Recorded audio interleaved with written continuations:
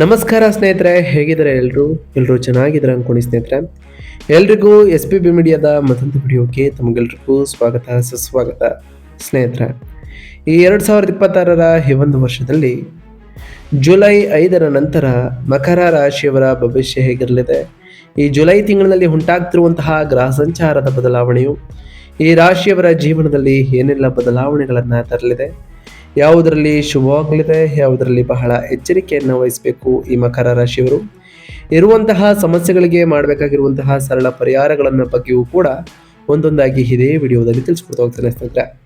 ಅದರಿಂದ ವಿಡಿಯೋನ ಸ್ಕಿಪ್ ಮಾಡದೆ ಇಲ್ಲಿಂದ ಕೊನೆ ತನಕ ನೋಡ್ತಾ ಬನ್ನಿ. ಸ್ಕಿಪ್ ಮಾಡಿ ವಿಡಿಯೋ ನೋಡೋದ್ರಿಂದ ನಿಮಗೆ ಅಷ್ಟಾಗಿ ಇನ್ಫಾರ್ಮೇಷನ್ ಅರ್ಥ ಆಗೋದಿಲ್ಲ ಸ್ನೇಹಿತರೆ. ಸೊ ಪ್ರತಿಯೊಂದು ವಿಡಿಯೋದಲ್ಲೂ ಹೇಳೋದಷ್ಟೇ, ವಿಡಿಯೋನ ಸ್ಕಿಪ್ ಮಾಡದೆ ಕೊನೆ ತನಕ ನೋಡಿ. ಹಾಗೆ ನಮ್ಮ ಈ ವಿಡಿಯೋ ಇಷ್ಟ ಆಗಿತ್ತು ಅಂದರೆ ವಿಡಿಯೋಕ್ಕೆ ಒಂದು ಲೈಕ್ ಮಾಡಿ ಸ್ನೇಹಿತರೆ. ಯಾರೇನು ನಮ್ಮ ಚಾನಲ್ನ ಸಬ್ಸ್ಕ್ರೈಬ್ ಮಾಡ್ಕೊಂಡಿಲ್ಲ ಅವರು ಈಗಲೇ ಸಬ್ಸ್ಕ್ರೈಬ್ ಮಾಡ್ಕೊಳ್ಳಿ.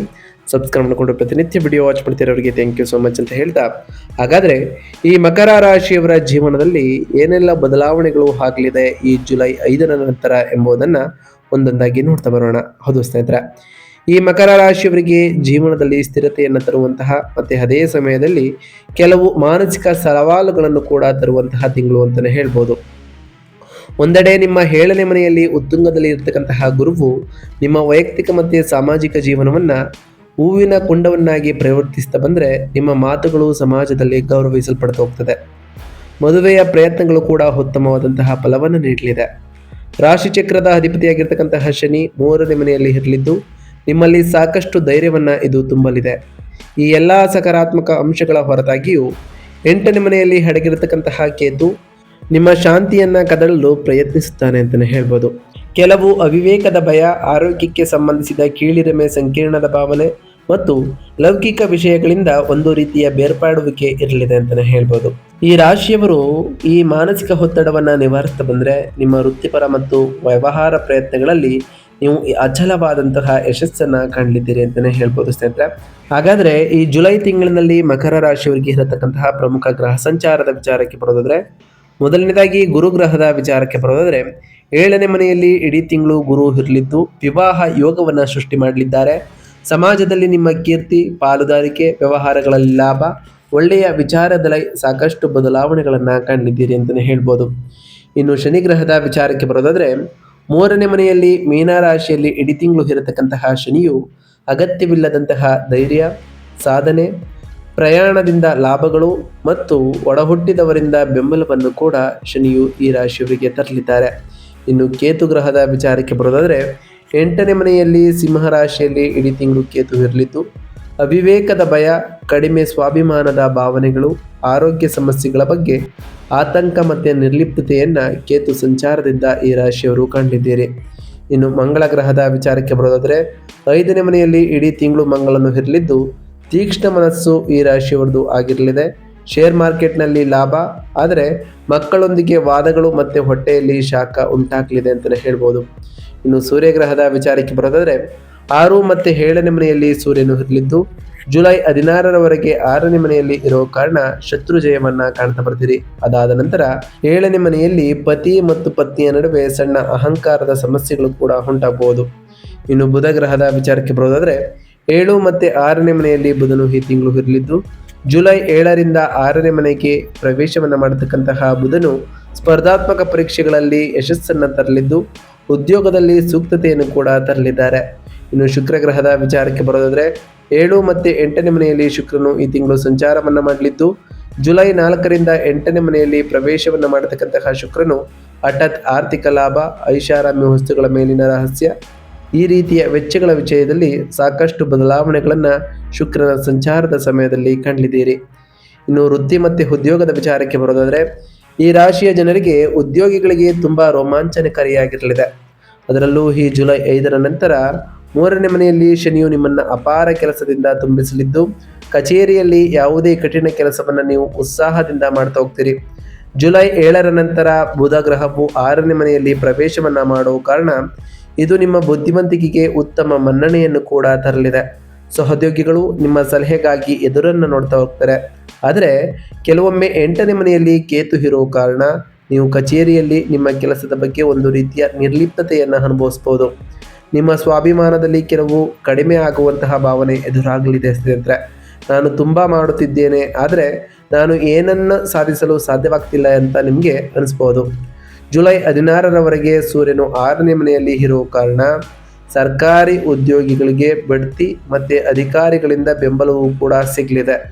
ವಿದೇಶಕ್ಕೆ ಹೋಗಲು ಬಯಸುವಂಥವರಿಗೆ ತಮ್ಮ ಪ್ರಯತ್ನಗಳಲ್ಲಿ ತೀವ್ರವಾದಂತಹ ಬೆಂಬಲವನ್ನು ಕೂಡ ಕಾಣಲಿದ್ದೀರಿ. ಇನ್ನು ಈ ರಾಶಿಯವರ ವ್ಯಾಪಾರ ಮತ್ತು ಸ್ವಯಂ ಉದ್ಯೋಗದ ವಿಚಾರಕ್ಕೆ ಬರೋದಾದರೆ, ಉದ್ಯೋಗಿಗಳಿಗೆ 7ನೇ ಮನೆಯಲ್ಲಿ ಪರಮ ಗುರುವಿನ ಉಪಸ್ಥಿತಿಯು ಅದೃಷ್ಟ ಬಾಗಿಲನ್ನು ತಟ್ಟಲಿದೆ. ನಿಮ್ಮ ವ್ಯಾಪಾರ ಪಾಲುದಾರರೊಂದಿಗಿನ ಹಳೆಯ ಸಮಸ್ಯೆಗಳು ಕೂಡ ಬಗೆಹರಿಯಲಿದೆ. ಹಾಗೆಯೇ ಗ್ರಾಹಕರ ಸಂಖ್ಯೆ ನಾಟಕೀಯವಾಗಿ ಹೆಚ್ಚಾಗಲಿದ್ದು, ಮಾರ್ಕೆಟಿಂಗ್, ಪ್ರಯಾಣ, ಸಲಹಾ ಮತ್ತು ಮಾಧ್ಯಮ ಕ್ಷೇತ್ರಗಳಲ್ಲಿ ಕೆಲಸವನ್ನು ಮಾಡ್ತಿರೋರಿಗೆ ಬೆರಳೆಣಿಕೆಯಷ್ಟು ಯೋಜನೆಗಳನ್ನು ಹೊಂದಿರಲಿದ್ದೀರಿ. ವ್ಯಾಪಾರ ವಿಸ್ತರಣೆ ಮತ್ತು ಹೊಸ ಶಾಖೆಗಳನ್ನು ತೆರೆಯಲು ಇದು ಒಳ್ಳೆಯ ಸಮಯವಾಗಿರಲಿದ್ದು, 5ನೇ ಮನೆ ಕುಜನನ್ನ ಮನೆಯಾಗಿ ಇರೋದ್ರಿಂದ ವ್ಯಾಪಾರ ಮತ್ತು ಶೇರ್ ಮಾರ್ಕೆಟ್ ವ್ಯವಹಾರದಲ್ಲಿ ತೊಡಗಿಕೊಂಡಿರೋರಿಗೆ ಆತುರದ ನಿರ್ಧಾರಗಳನ್ನು ತೆಗೆದುಕೊಳ್ಳುವ ಬದಲು ಹೂಡಿಕೆ ಮಾಡುವ ಮೊದಲು 2 ಬಾರಿ ಯೋಚಿಸುವುದು ಅಗತ್ಯ ಅಂತಲೇ ಹೇಳ್ಬೋದು. ಇನ್ನು ಈ ರಾಶಿಯವರ ಆರ್ಥಿಕ ಸ್ಥಿತಿ ಮತ್ತು ಹಣಕಾಸಿನ ವಿಚಾರದ ಬಗ್ಗೆ ಮಾತನಾಡ್ತಾ ಬರೋದಾದರೆ, ಈ ಜುಲೈ ತಿಂಗಳಿನಲ್ಲಿ ಮಿಶ್ರ ಫಲಿತಾಂಶವನ್ನು ನೀಡುವಂತಹ ತಿಂಗಳು ಆರ್ಥಿಕವಾಗಿ. 2ನೇ ಮನೆಯಲ್ಲಿ ರಾಹು ಇರೋದರಿಂದ ನಿಮಗೆ ಒಳ್ಳೆಯ ಬಹಳಷ್ಟು ಹಣವೂ ಕೂಡ ಸಿಗಲಿದೆ. ಮತ್ತು ನಂತರದ ದಿನಗಳಲ್ಲಿ ಅದನ್ನು ತಕ್ಷಣವೇ ಅದೇ ಪ್ರಮಾಣದಲ್ಲಿ ಖರ್ಚನ್ನು ಮಾಡ್ತಾ ಹೋಗ್ತೀರಿ.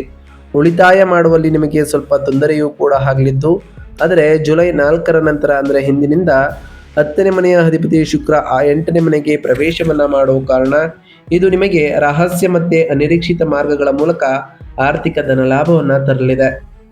5ನೇ ಮನೆಯಲ್ಲಿ ಮಂಗಳ ರಿಯಲ್ ಎಸ್ಟೇಟ್ ಮೂಲಕ ಉತ್ತಮ ಕಮಿಷನ್ ಅಥವಾ ಲಾಭಗಳನ್ನು ತರಲಿದ್ದು, ಇದರಿಂದ ಸಾಕಷ್ಟು ಬದಲಾವಣೆಗಳನ್ನು ಕೂಡ ಕಾಣಲಿದ್ದೀರಿ.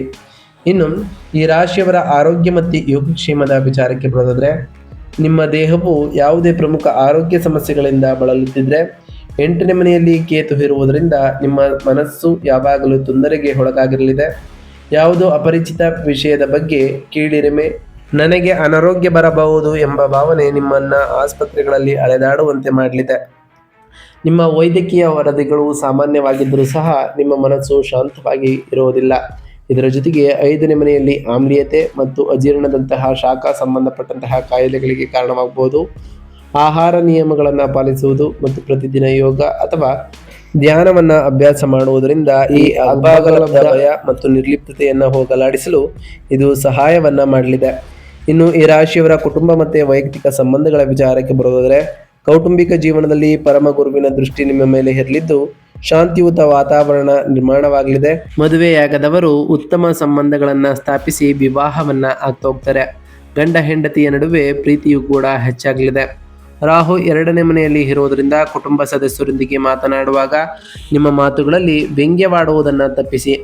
5ನೇ ಮನೆಯಲ್ಲಿ ಕುಜನು ಇರುವ ಕಾರಣ ನಿಮ್ಮ ಮಕ್ಕಳೊಂದಿಗೆ ಸ್ವಲ್ಪ ವಾದ ಮಾಡುವ ಸಾಧ್ಯತೆಯೂ ಕೂಡ ಇರಲಿದ್ದು, ಅವರ ಅಧ್ಯಯನದ ಬಗ್ಗೆ ನಿಮ್ಮ ಕೋಪವು ಅವರಿಗೆ ನೋವನ್ನು ಉಂಟು ಮಾಡಲಿದೆ. ಜುಲೈ 16ರ ನಂತರ ಸೂರ್ಯನು ಸಪ್ತಮದಲ್ಲಿ ಪ್ರವೇಶವನ್ನು ಮಾಡುವ ಕಾರಣ ನಿಮ್ಮ ಸಂಗಾತಿಯೊಂದಿಗೆ ಸಣ್ಣ ಪುಟ್ಟ ಅಹಂಕಾರದ ಸಮಸ್ಯೆಗಳು ಕೂಡ ಉಂಟಾಗಲಿದೆ. ಅದರಿಂದ ಸ್ವಲ್ಪ ಹೊಂದಿಕೊಳ್ಳುವುದು ಕೂಡ ಈ ರಾಶಿಯವರಿಗೆ ಮುಖ್ಯವಾಗಿರಲಿದೆ.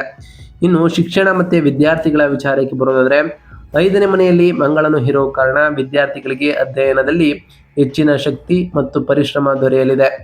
ಗಣಿತ, ವಿಜ್ಞಾನ ಮತ್ತು ತಾಂತ್ರಿಕ ಕ್ಷೇತ್ರಗಳಲ್ಲಿ ವಿದ್ಯಾರ್ಥಿಗಳು ಶ್ರೇಷ್ಠತೆಯನ್ನು ಸಾಧಿಸಲಿದ್ದಾರೆ. ಜುಲೈ 7ರ ನಂತರ ಬುಧ 6ನೇ ಮನೆಗೆ ಪ್ರವೇಶವನ್ನು ಮಾಡೋದ್ರಿಂದ ಸ್ಪರ್ಧಾತ್ಮಕ ಪರೀಕ್ಷೆಗಳಲ್ಲಿ ನೀವು ಖಂಡಿತವಾಗಿಯೂ ಅಪೇಕ್ಷಿತ ಫಲಿತಾಂಶಗಳನ್ನು ಪಡೆಯಲಿದ್ದೀರಿ. 8ನೇ ಮನೆಯಲ್ಲಿ ಕೇತು ಇರೋದ್ರಿಂದ ಕೆಲವೊಮ್ಮೆ ಉಂಟಾಗುವ ಪರೀಕ್ಷೆಗಳ ಭಯವನ್ನು ಬದಿಗಿಟ್ಟು ಆತ್ಮವಿಶ್ವಾಸದಿಂದ ಅಧ್ಯಯನವನ್ನು ಮಾಡ್ತಾ ಬನ್ನಿ. ಇದು ಕೂಡ ಸಾಕಷ್ಟು ಬದಲಾವಣೆಗಳನ್ನು ತರಲಿದೆ. ಒಟ್ಟಾರೆಯಾಗಿ ಈ ಜುಲೈ 5ರ ನಂತರವೂ ಕೂಡ ಈ ರಾಶಿಯವರ ಜೀವನದಲ್ಲಿ ಸಾಕಷ್ಟು ಬದಲಾವಣೆಗಳು ಆಗಲಿದ್ದು, ಈ ತಿಂಗಳಿನಲ್ಲಿ ಈ ರಾಶಿಯವರು ಇರುವಂತಹ ಸಮಸ್ಯೆಗಳಿಗೆ ಮಾಡಬೇಕಾಗಿರುವಂತಹ ಸರಳ ಪರಿಹಾರಗಳ ವಿಚಾರಕ್ಕೆ ಬರೋದಾದರೆ, 8ನೇ ಮನೆಯಲ್ಲಿ ಕೇತು ಇರುವ ಕಾರಣ ಉಂಟಾಗುವಂತಹ ಅಭಾಗಲಬ್ಧ ಭಯ ಮತ್ತು ಸ್ವಾಭಿಮಾನವನ್ನು ತೊಡೆದು ಹಾಕಲು ಮತ್ತು ಗುರುವಿನ ಶುಭ ಫಲಿತಾಂಶಗಳನ್ನು ಹೆಚ್ಚಿಸಲು ನಾವು ತಿಳಿಸ್ಕೊಡುವಂತಹ ಸರಳ ಪರಿಹಾರಗಳನ್ನು ಮಾಡ್ತಾ ಬನ್ನಿ. ಅನಗತ್ಯವಾದಂತಹ ಭಯ, ನಿರ್ಲಿಪ್ತತೆ ಮತ್ತು ಕಡಿಮೆ ಸ್ವಾಭಿಮಾನದ ಭಾವನೆಗಳನ್ನು ತೊಡೆದುಹಾಕಲು ಪ್ರತಿದಿನ ಗರಿಕೆಯಿಂದ ಗಣೇಶನಿಗೆ ಪೂಜಿಸಿ ಮತ್ತು ಗಣಪತಿ ಅಥರ್ವ ಶ್ರೀಷ್ಠವನ್ನು ಪಠಿಸ್ತಾ ಬನ್ನಿ ಸ್ನೇಹಿತರೆ. ಕಠಿಣ ಮಾತುಗಳನ್ನು ತೊಡೆದು ಹಾಕಲು ಮತ್ತು ಕುಟುಂಬದಲ್ಲಿ ಶಾಂತಿ ನೆಲೆಸಲು ಶನಿವಾರ ದುರ್ಗಾದೇವಿಗೆ ನಿಂಬೆ ದೀಪವನ್ನು ಬೆಳಗಿಸಿ ಅಥವಾ ದುರ್ಗಾ ಅಷ್ಟೋತ್ತರವನ್ನು ಪಠಿಸ್ತಾ ಬನ್ನಿ.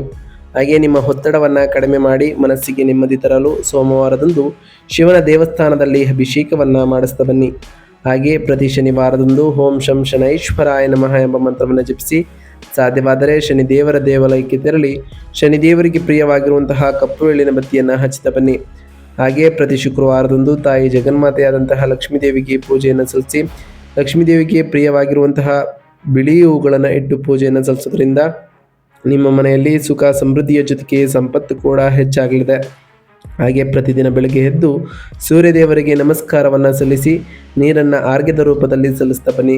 ಇದು ಕೂಡ ನಿಮ್ಮ ಜೀವನದಲ್ಲಿ ಸಾಕಷ್ಟು ಬದಲಾವಣೆಗಳನ್ನು ತರಲಿದೆ ಅಂತಲೇ ಹೇಳ್ಬೋದು. ಇದಾಗಿತ್ತು ಇವತ್ತಿನ ಒಂದು ವಿಡಿಯೋ ಸ್ನೇಹಿತರೆ. ವಿಡಿಯೋ ಇಷ್ಟ ಆಗಿತ್ತು ಅಂದರೆ ವಿಡಿಯೋಗೆ ಒಂದು ಲೈಕ್ ಮಾಡಿ. ಯಾರೇನು ನಮ್ಮ ಚಾನಲ್ನ ಸಬ್ಸ್ಕ್ರೈಬ್ ಮಾಡ್ಕೊಂಡಿಲ್ಲ ಅವರು ಈಗಲೇ ಸಬ್ಸ್ಕ್ರೈಬ್ ಮಾಡ್ಕೊಳ್ಳಿ. ಸಬ್ಸ್ಕ್ರೈಬ್ ಮಾಡ್ಕೊಂಡು ಪ್ರತಿನಿತ್ಯ ವಿಡಿಯೋ ವಾಚ್ ಮಾಡ್ತಿರೋರಿಗೆ ಥ್ಯಾಂಕ್ ಯು ಸೊ ಮಚ್ ಅಂತ ಹೇಳ್ತಾ, ಹಾಗೆ ಕಮೆಂಟ್ನಲ್ಲಿ ಓಂ ಶನೈಶ್ವರಾಯ ನಮಃ, ಓಂ ಗುರುಭ್ಯೋ ನಮಃ, ಓಂ ಲಕ್ಷ್ಮೀನಾರಾಯಣಾಯ ನಮಃ, ಓಂ ಅಂಗರಾಯಕಾಯ ನಮಃ, ಓಂ ಸೂರ್ಯದೇವಾಯ ನಮಃ ಎಂದು ಕಮೆಂಟ್ ಮಾಡಿ ಸ್ನೇಹಿತರೆ. ಆ ಶನಿದೇವರು, ಮಂಗಳದೇವ, ಗುರುದೇವ, ಲಕ್ಷ್ಮೀನಾರಾಯಣ, ಸೂರ್ಯದೇವ ನಿಮಗೆ ಆಯುಷ್ಯ ಆರೋಗ್ಯ ಸಮೃದ್ಧಿಗಳನ್ನು ಕೊಟ್ಟು ಕಾಪಾಡಲಿ. ನೀವು ಅಂದುಕೊಂಡಿರುವಂತಹ ಕಾರ್ಯಗಳು ಯಾವುದೇ ಅಡೆತಡೆ ಇಲ್ಲದೆ ನೆರವೇರಲಿ ಅಂತ ಆ ದೇವರಲ್ಲಿ ಕೇಳ್ಕೊಳ್ತಾ ಇವತ್ತಿನ ಒಂದು ವಿಡಿಯೋನ ಮುಗಿಸ್ತಿದ್ದೀನಿ ಸ್ನೇಹಿತರೆ. ಸಿಗ್ತೀನಿ ಮತ್ತೊಂದು ವಿಡಿಯೋದೊಂದಿಗೆ. Thank you for watching.